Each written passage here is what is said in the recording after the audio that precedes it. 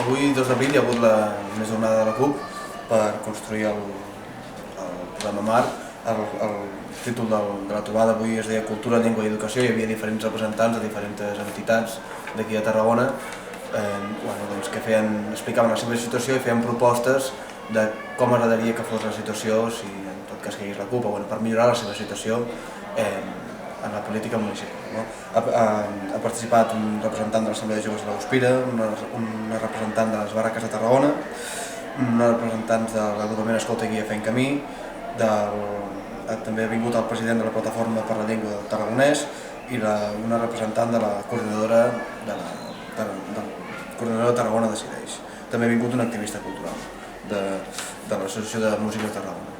Ens hem aplegat unes 20 persones aquí, hem estat parlant, hem estat 2 o 3 hores parlant-ne.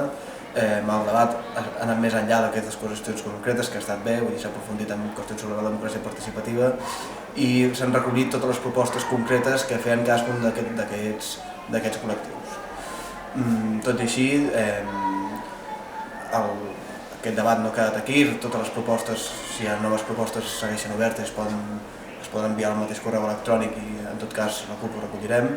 I bé, encara queda una última trobada d'aquestes entre diferents entitats, que és el proper dissabte, 9 d'abril, sota el títol de Noves Tecnologies, i que es diu Impulsem la cooperació ciutadana, on es parlarà sobre els models de comunicació, com ara la bicicleta, que és el periòdic d'aquí a Tarragona, el software, el Linux, el setmanari de directe, el Poble Viu.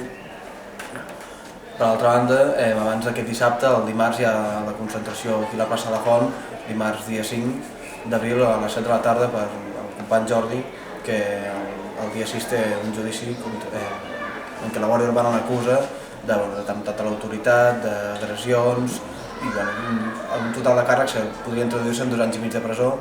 I el judici del dia 6, el dimecres, i el dia abans, el dimarts, hi ha una concentració aquí a la plaça. I estem tots convidades.